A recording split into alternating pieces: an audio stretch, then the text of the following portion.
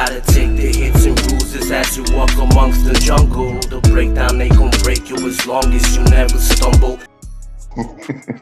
Yo, what up, my people? It's your boy Los. Welcome to another episode of Conversations with Los podcast. Today we have a really special guest, Tito Rivera, and his son, Asani. Give it up, my people, for Asani. Say hello. All right. For the people who may not know, Tito has a son who's autistic, has a wonderful story, which we will get into.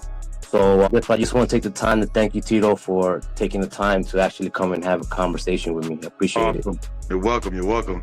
I'm glad you have an interesting story, bro. Crazy ass story, if I may. It's insane. Like, yeah. I think I lived like 3 different lives. That's crazy. How old are you now? 51. So you were born in what? 70s? 73. Yep. 73. And where were you born? I was born in Queens, New York, Jackson Heights.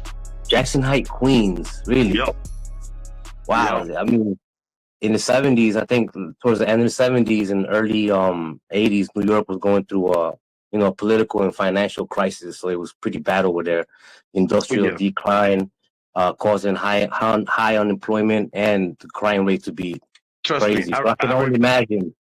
I remember standing on the lines in Broadway, bro, waiting for the box of food stamps with my mom for hours and hours. She would leave us on the line and we would just stay there waiting on the line with my mom's, man. It was a long line back in those days. What was your dad in the picture? Never. Yeah, no, he was never in the picture. No. So you never met him? I never met him until I was in my 40s. Ooh. How'd that go? Yeah. He wants to be a father, but it's too late for him to be a father, you know? Yeah, after you. And that's when we were in Florida, and he was 5 hours away from me the whole time, and I never knew. Wow, that is crazy. But you did have a father figure in your life. I remember we spoke, and you said your Uncle Roy. You had an Uncle Roy. Yeah, my uncle Guau, he passed away, and my Uncle Nico. Those are my father figures, or my role models. My Uncle Nico was the one that was like, hey, listen, it's time for you to leave this, you know. He basically was the one that was there for us, but 90% of the time it was the streets. The streets is what raised me. Did you have a stepfather? I had a stepfather, yeah, Junior. Yeah, I did have a stepfather. Yes, sir. Okay. So you, let's see, you 73, you're born in Queens. Around 9 years old, you start doing boxing. Yeah. Why do you decide to do boxing? Well, I had a cousin named Ralph, and my cousin, he was older than me, and I looked up to him, and he got into boxing with his stepdad, my Uncle Ray. And I was like, man, I wanna do this with you, cuz. So my cousin, I you know how you have that one cousin that you just look up to? I looked up to him. Yeah. Oh, wow. So my Uncle Ray was like, come on, I was young, but when you grow in New York, you grow up like a grown man. So early age too. Especially when you're always on the streets. So started training, man. Started training, and then from there we moved up to Newburgh, New York, upstate, and that's when it really got hardcore. That's when the training How old were you when you moved up there? Ooh, like 10. We were like 10 years old. So we moved up there, out there by Bear Mountain. That's where I met Mike Tyson when I was like 13 years old, man. That's what really made me want to be a boxer. That's dope. You met Mike Tyson. And the crazy thing is that here in Michigan, like 5 minutes, Mike Tyson opened up a shop, met him again. I paid the money to meet him and told him the story, and he still remembered after so long. He goes, I remember you two little kids. So we were young. We were young. I got pictures. I should have showed you some pictures of that, man, because that was a cool moment for us. He was with me. Asani was with me. Nice. All right. So you're doing boxing, but you're also in the streets. Yeah. Why are you in the streets? Weren't happy at home, or you found what was going on?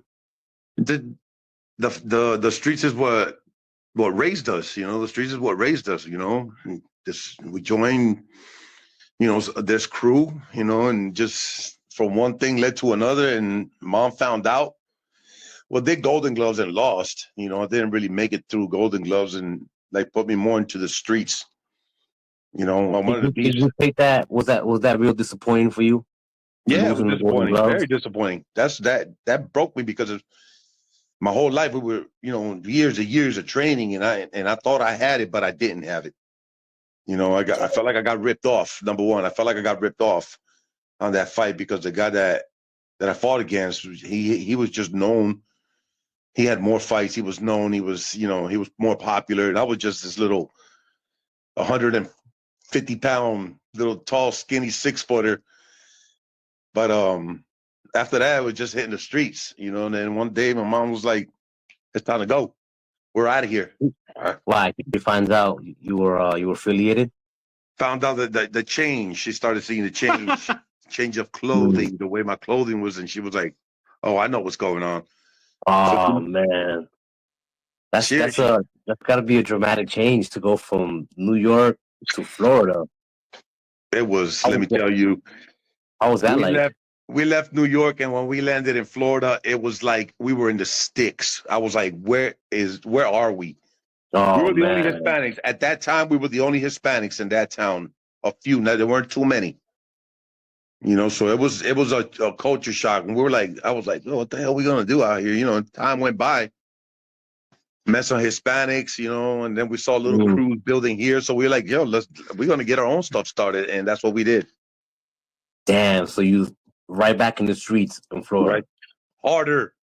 Harder. Worse than New York. We went hard. We all went harder on this. Me and my brother, we went harder onto the streets. We put my mom through a lot. Let me tell you, man, we put my mom through a lot, man. But at the same time, we survived a lot. That's the crazy part about it. We survived so much, stabbings, getting shot, and getting beat down to where you wake up and you don't know where you're at, getting jumped out of just walking to the street, and all of a sudden you got a bunch of guys just rushing up on you. I would come home, my mom would see me just bloodied up, and she goes, another fight? And I was like, yeah, mom, and she knew that me and my brother were in the streets hard. She knew that we were back home. We were pretty bad, man. We became dangerous to where the sheriff wanted to kick us out of our town. Damn, y'all were really wilding. We were wilding, man. I was a nutcase. Damn, so you were around your 20s, right? Yeah, man, from 16, 17, all the way up to my late 20s. I was just... And you mentioned around 27 years old, you also started to consume drugs. Oh, I was already doing all that. Around 27 is when I caught, an OD. I dropped right in front of my older son. I went outside. It was like a 3-day binge, and I looked at my son, DeAndre, and I said, "I love you, Poppy," and I dropped. I woke up in the hospital. Didn't know what happened. Wow, that's wild. I exposed my son to a lot of stuff, man, and this was my stepson that I raised from Asani's mom, but I raised him since he was 8 months old. So he's my son. Yeah. I'm the only father he knew, and I exposed him to a lot of crazy stuff, man. A lot of crazy stuff, and I regret that. I regret what I did to him.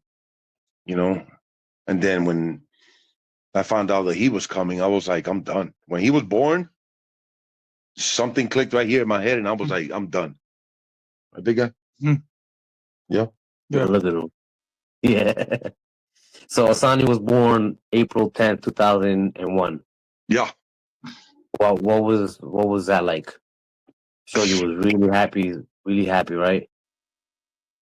I was happy to have a girl, but it turned out to be a boy. The doctor just diagnosed was completely wrong.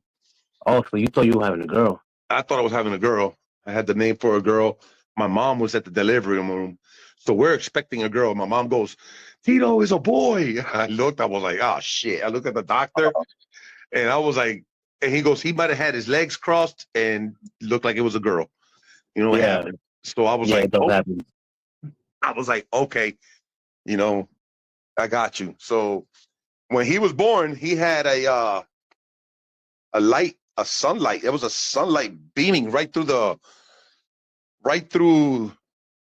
window, right on him. Oh wow. And I didn't have a name for a boy. So I was like, you know what? I'm going to call him Asani.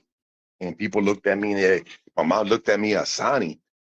I was like, yeah, because he was born on a sunny day. Oh, hey, okay. That's So interesting. That's what's that's how I up. came up with his name, Asani. You know, because he was born on a sunny day, and everybody, but they love it. They love, you know, the way his I name didn't came know to that. be. They love the way his name came to be, and I was like, I was a happy father ever since that day. When I grabbed him, I looked him in the eyes and I said, I am never gonna leave your side. And his mother was the first one to leave, and then it's just been me and him ever since. Well, how was that like? It When was she hard, left? man. It was hard. I gave everything up, man. I going to work. How old was Asani when she left? He was 9, He was 9. 9 years old. Yeah, So, and what how old was he when you found out that he had autism? he was 2. He was 2. Yeah, And He how did had you just find out? he had started walking, and he walked right in front of my car, honked the horn, and he just didn't react. I was like, something's wrong with his. I said, yo, I think my son's deaf. And we took him to the hospital. We made an appointment, and they told us your son's autistic. You know, and he's nonverbal. He's deaf in one ear, and he could hear on the other. I was like, oh man. So I was like, it was rough. Wow. So then I changed my life big time, man. I did some studying. I became a dialysis technician. Literally Really? left, literally left What? this. Yeah, I became a dialysis technician for DaVita and Fresenius. Got into the medical field. Didn't like the medical field. Got into the law enforcement field. That didn't Whoa, work whoa, out. whoa, what? Wait, so you graduated high school? Yeah, yeah. Damn, that's you was out there wilding, man, but I did it. it, yeah, My completely. family would say that me and my brother were the worst, and we ain't gonna amount to nothing, and we're this, and this, and that. And I was out to prove the whole family wrong, man. I was like, I'm gonna prove everybody wrong. So when I got into the medical field doing dialysis, people were like, "What?" And then when they saw the type of father that I was, they're like, "Man, dude, you are an awesome father, bro." That's one thing I didn't screw up. I didn't screw up being a father. I screwed up everything else in my life except being a father. Hell yeah. Nah, you did an awesome job with us, Honey. I'll You be know? watching your lives. And for the people who don't know, that Tito has a TikTok with over 11,000 followers, you know. And and I see the interactions that you have with your son, and you've done, and I mean, a lot of people say it too, you know, because you're loved and you're hated, you know. Yeah, But but overall, a lot of people, even some of the people that don't like you, they'll say, but you know what? I give it up to him. He's a great father, you know. yeah, So you did programs with your son when you found out that he had autism and stuff. yeah. Well, in Florida, they didn't have any programs. I taught him everything. You know, Really? yeah. We were in Florida. There was no programs for my son, so I did it all. I did it all. I did everything for him. Taught him how to do So everything. when you were doing the medical dialysis, how you say that? I may be saying Yeah, that wrong. That was in dialysis. Yep, Florida. yep, Dialysis. That was in Florida. yep. And Osani was already born. Yeah. Oh yeah. Yeah. Yeah. He Do was you like nine think? years old already. Oh wow. Okay. Yeah. Yeah. That's when his mother left. I had to do something. So I went to How did studying. how did how did you research on what to do? Because you know it's not like these times where you can just Google stuff. No, In that time, it must have been yeah, different. I went online and I saw the position open. I applied and they called me in and they were like, "We're gonna train you." I was like, "Are you serious?" They're like, "Yeah." I was like, "Awesome!" So they Yeah. trained No, me. no, no. That question wasn't that. The question was towards like on how to educate your son for autism and stuff. Oh, How did you jump into? So the doctors told me that I would have to do everything for Asani. They're like, you're gonna have to clean him, wash him. You're gonna have to do basically everything for the rest of his life. I was like, what? Are you crazy? You know, when they told me that, I was like broken. I was like, damn, no. My son's gonna be a doctor. My son's going to the military. But then I had to sit there and take it. And I looked at it and I was like, you know what? I love you anyways, no matter what. It bit me, but then it hit me, and I was like, I gotta change. So my son wouldn't give me eye contact. He would look away. He would look away. He would never. He was always like this. I was like, look at me, Asani, come here. Hey, come here. So he would never give me eye contact because kids with autism, they don't give eye contact. They'll look away, you know, and they don't show affection. So when he was a kid, I was always doing this to him. With both hands, I would grab him and I go like this, and he would look away. Like literally just look away. For like a whole year, I would do this. Look at me. Look at me. Look at me. And he would just look away like that. One day I did it. I said, look at me. And his eyes just went right to me and he smiled. I said, boom, you're going to learn. From that moment on, affection kicked in. I love you, big guy. No, not my eyes. And he's over now. He looks at me, you know, so that trick did it. I don't know what it was. Something clicked in his head to where he was like, oh, wait a minute. I have a father, you know. I see you now. Yeah, there's a picture. You sent me the picture. I'm going to show it here. And there's a picture of you guys like that, too, in that position that you're talking about. Yeah, that's what I was doing it with him. I just kept looking at him. And then all of a sudden, it clicked on him. And then from then on, I taught him how to wash himself, how to clean himself. I taught him how to shave because he can shave. He can cook. The boy can cook, too. You know, he might burn the pancakes like he did the other day, but he can cook. He can use a microwave. He knows how to use his air fryer. You know, if he's hungry, he'll make a sandwich. He'll do everything on his own. Asani can take a shower. Asani can shave because you got to shave here real soon. He likes poking on my eyes and messing with my head. And then he graduated high school. Oh, that was a whole different story. I was at home. I was living with my mom, and the school told me, you know, your son's graduating high school. And I was like, what? And the school bought him the whole graduation outfit. The cap and gown. The cap and gown, the school bought it for him. When I told my mom that, we were like, what? I was like ecstatic, bro.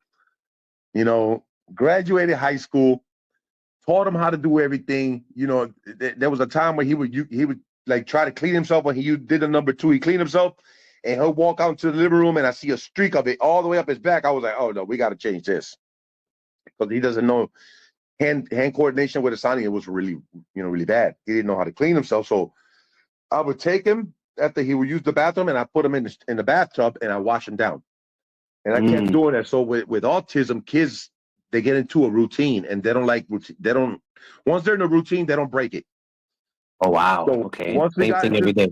Yeah. So once we got into that routine, then he started doing it on his own. He used the bathroom. He jumped in the shower. To this day, Asani will go to the bathroom, do whatever he needs to do, go in the shower and make sure that he's completely clean from top to bottom.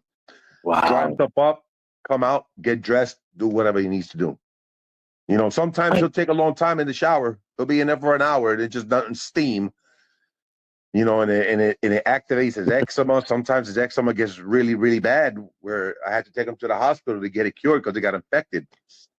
But now his eczema is under control, you know, and Asani goes to school. I had to teach him how to stay home by himself.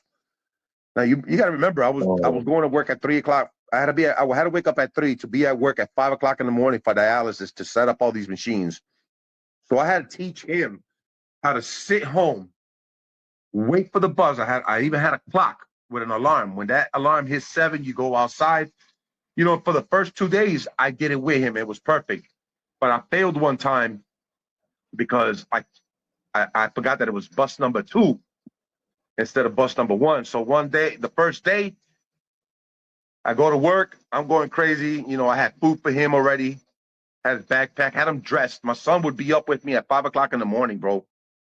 Wow. So I could get him dressed. And when I leave at 5 5 o'clock to be at work. He was there by himself till 7 o'clock when the bus showed up. And I'm at work. And mind you, Asani was 9, 10 years old, man. So the first time that I did that, man, I was like a nervous wreck. My son ran. My son, the bus came. My son ran after the wrong bus. He ran after bus 1. He started running after it because he thought he missed it. So he runs after it because the bus didn't stop. By the grace of God, bro, one of my neighbors said, "No, Asani, that's not your bus. It's number 2." She grabbed him, brought him back. Bus number 2 came, picked him up, then he left. And that happened with a kid. Like a week later, a kid with autism missed this bus, chased it down the highway, got hit by a car and killed. Oh, man. Almost done the same thing, bro. So I took 2 days off, 2 days that I could not afford. I said, I got to teach my son. I got to make sure, please. And the nurse was like, okay, we understand your son's autistic, but, we need you here. Yeah. We have patience. I was like, okay. So it took 2 days. He finally learned it. Bus number 2. I told the bus driver, call me when he's safe on the bus. Call me when you drop him off. Because I wouldn't I'll be at work from 5 to sometimes 8 o'clock at night because people wouldn't come in. So that went on. The first day that he did it right, I came home. He had a key. And I opened up that door, and he was sitting there with his iPad playing video games, and he looked at me, had his food already with him. And I started crying, and I grabbed him. I said, I'm so proud of you, bro, man. You are. And the look that he gave me was like literally this, bro. He looked me in the eyes while I was talking to him, and his eyes were telling me, I got you, Dad. I understand the job. I understand the mission, and we got this. So when I saw his eyes, that he's like, I got this. Yeah. After that, and to this day, I still worry. I still worry because I still go to work. Your dad, you're always gonna worry. He graduated high school. I was the proudest moment of my life. Still teaching him. He's still learning. Now we're teaching. Vocalization. Asani understands everything.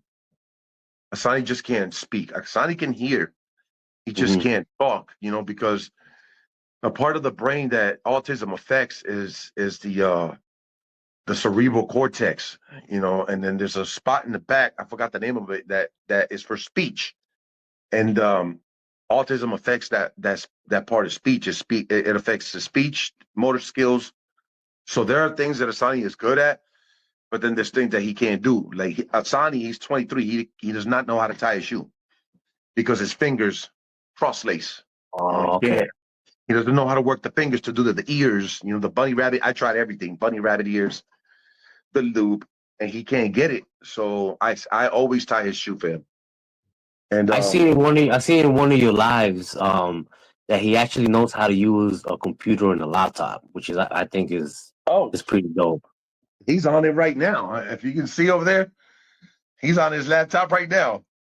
Yeah. And he does things on that laptop that blows my mind, bro.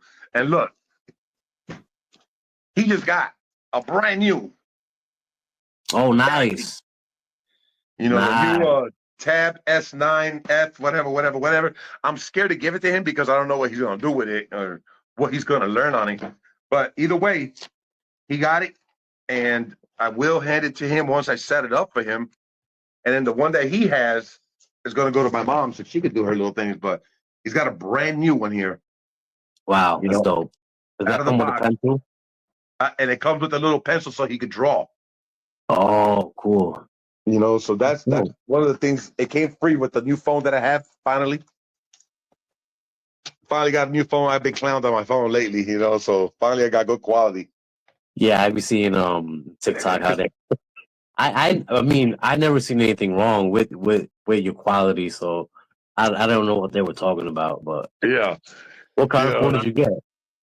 I got the Galaxy. What is this thing called? The Galaxy S24 Plus. Oh, you got the same one I got. Yeah, but it's getting hot. What we're talking is getting hot, so I'm like, hey, whatever. Is it? Let me see. Yeah, mine is too a little.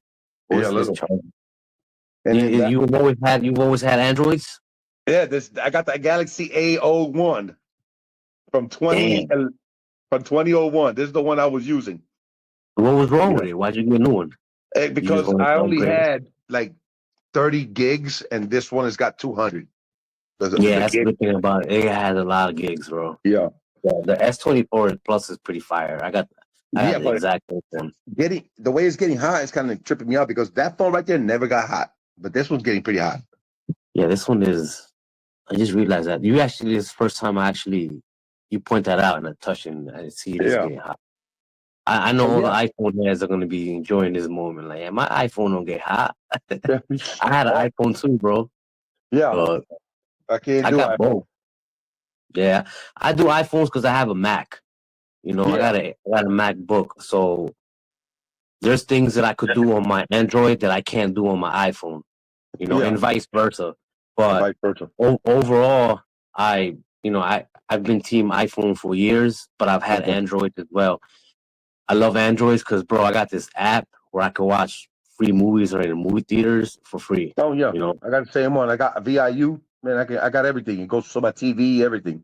yeah. You know. But And then and then to get back to the subject, Asani still goes to school. He does diesel mechanics, and he still has to go outside, wait for the bus on himself while I'm at work. My mom is here. Sometimes she's here with him, and she'll see him off. My mom, she's since my mom's been here, man, she's been like awesome.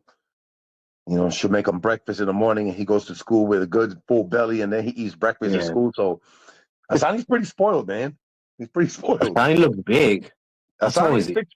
6'3", man. Asani is a big boy, 280 pounds. Because you say you're 6 foot two, right? How old are you? Yep. 6 foot? Some 6'2".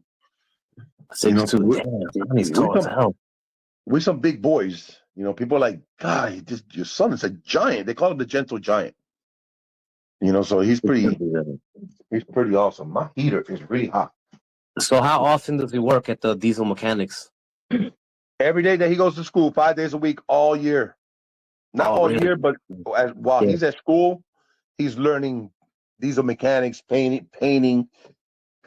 He does all kinds of stuff there. And then when he's not during the summer, when he's not in school, he goes to work with me, and he gets paid at work too. So he makes Oh, his own really? money. Man, that's dope. Yeah, he's You strong. you mentioned earlier that you had an older son. Yeah. Um, how old is he? He's 27 years old now. Oh, wow. You Yeah. you mentioned to me earlier too, shared a story that you almost lost your son to the streets. Whew. Man, that boy was in the streets hard, real hard. And he started getting into the pills and did a cocktail of a bunch of pills and walked in the kitchen, and he was slumped over dead. Yeah, he's gone. What? His Yeah, lungs gave out. the picture you sent me was I'll share Yeah, them. They're okay. It's okay. It's okay if I share these pictures, right? The ones you sent yeah, me. All right, cool. yeah. Um, bro, I thought, it looks like it was a video phone call because I see you in the corner too. yeah, when they showed me the picture. That must have been hard, bro, to see your son like that. Were you not present in the same state as him while when that No, happened? he was in Texas when it happened. I was here in Wow, Michigan. damn. That was 2 years ago. And let me tell you, he was in a coma for a month, and they didn't think he was Oh, going to come out that coma. And one day he just started moving in the coma. While he was in the coma, he just started moving, and then his eyes popped up. His eyes, if you saw the picture, his eyes, they were just barely getting back, but the OD was so bad that his eyes literally came out of his socket. oh, wow. And then now he lives in Texas. He's got a girl. They're expecting a baby. He's working, and Nice. he flipped his life around big time. Yeah, man, that's the beauty of it, and that's why I love this podcast.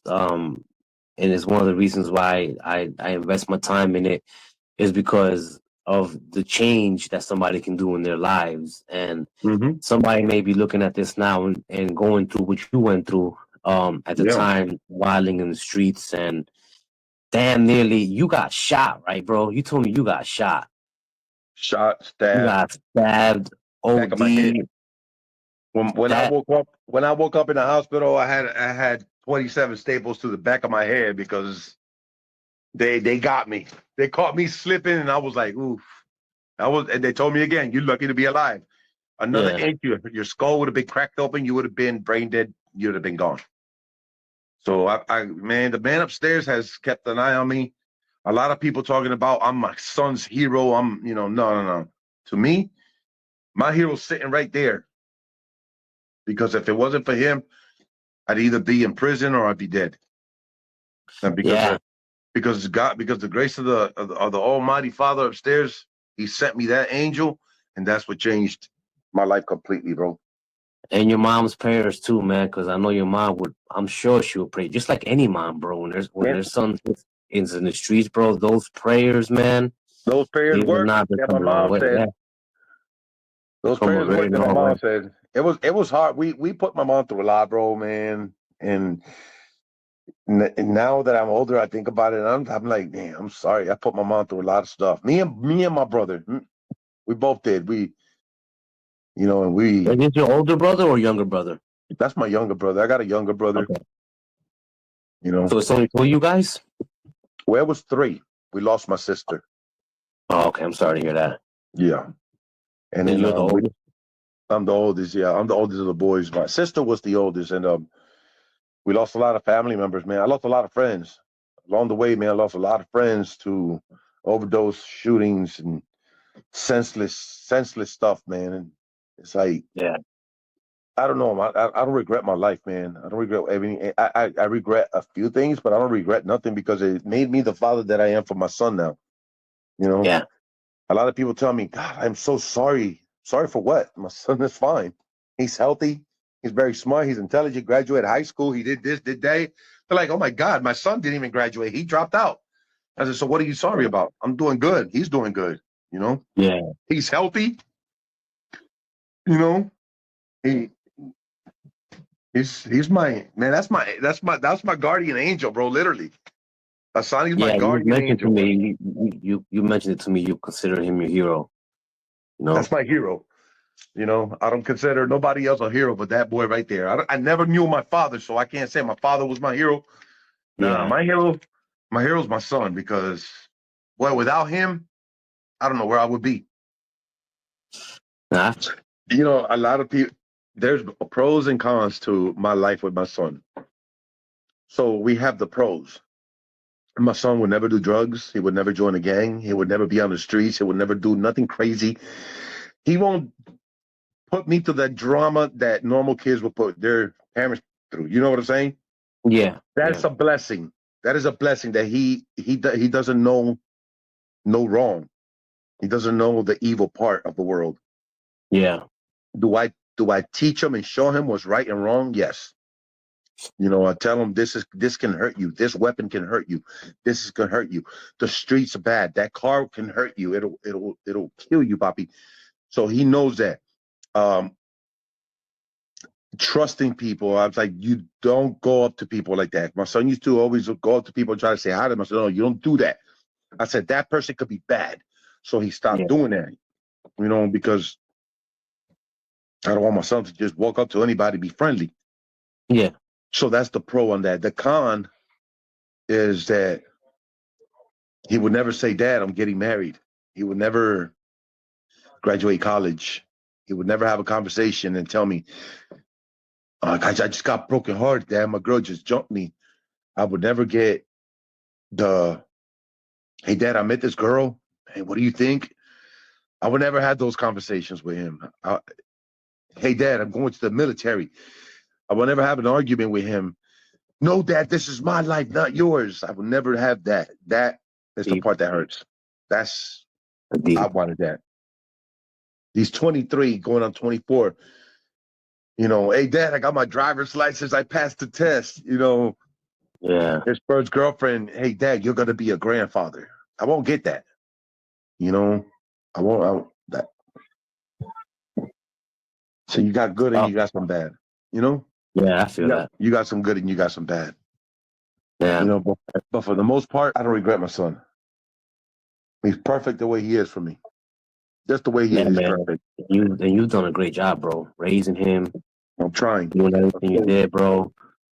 Being there, by yourself, single dad, It's tough, bro. And I mean, you even mentioned it too, that like you weren't dating. You couldn't date because you had to take priority on fatherhood, you know? And that's something deep, bro. Not a lot of men do that. You know what I'm saying? I dated, but nobody wanted to accept my son. Women were like, I don't want. That's not what I signed up for. I got a lot of that. You're awesome, Wow. but your son, I don't want to, have to deal with that. He doesn't do anything, and I'm like, yeah, bye. You're not worth it. Then it was See hard. that right there too, that you put your son first no matter what, I Yeah, did hear you say that on last live you were on TikTok, that you talked about that, yeah, and then you let every female know that it was a package of two, a pack of two. exactly. And that's dope, man. That's dope that you're doing that with your son, and you continue to love him, continue to teach him too, man. Because I remember, I keep saying this, but you were live on TikTok one day, and you were waiting for Asani. The bus came, and then you showed everybody how he has a key around his neck. How he to hold his key. How Yeah. he opens the door by himself. Wow, bro! It's like you've done a phenomenal job. I that day I got home early, so like that people could watch it because I was like, he knows, it closed. He's really picky. Like if like the trash can wasn't closing right, he had to make sure that thing closed. He's like really OCD, when it comes to a lot of things. He's OCD. There's still things that I got to remind him. I got to remind him to put deodorant on, change his underwear. You're not wearing the same clothes today because it's routine. It's a repetitive thing that he does. So he comes home and does the same thing every day, every day, every day. If I break that routine, he's gonna be in a bad mood. Nope. Really? Oh wow. He'll give me this look. Oh wow. He doesn't get violent. My son has never gotten violent. He gets overstimulated where he gets so hyped up that he'll grab me and put me on a headlock and almost make me pass out. Yeah. He loves wrestling. But for the most part, he'll jump on his PlayStation and he'll be there just doing his thing on his PlayStation. That's dope. That's his piece. That's his, and then he'll stim on me. There's times where he just says, "Dad, I just want to stim on you, and I need to be with you." Hush, woman. My mom got a new dog. Did you find a name for it? Mommy, what are we calling the dog? Princesa. Princesa. Or Chiqui. Chiqui. She said, yeah, because it's Chiqui for Chiquita. Okay. Cool, hell yeah. Damn, Tito. Look, man, I really appreciate you taking time out today, bro, to come and have a conversation. To actually be the last episode of the year for the podcast. You know what I'm saying? Awesome. Thank you for like I said, taking your time. Thank you for having a conversation, man. No problem, man. Come and say bye. Hey, bro. I see you, man. He runs. Not me. Aww. Say bye to CeeLo. Nah. Hey. Bye, Asani. I love you. Love you, big guy. God bless the movies, man. Oh, not my eyes. Not my eyes. Oh, man. Yeah, all right. CeeLo, thank you for having us, man. I appreciate no problem, you, man. No problem. Man, I can't wait for the next one. It'll be awesome. Yeah, for real. Thank you, man. And I'm about to go live on TikTok right now. But Tito, once again, everybody, thank you for tuning in. This is another episode of Conversations with Los with my man Tito. Hope everybody has a blessed day. Chicken. You gotta take the hits and bruises as you walk amongst the jungle. The breakdown, they gon' break you as long as you never stumble.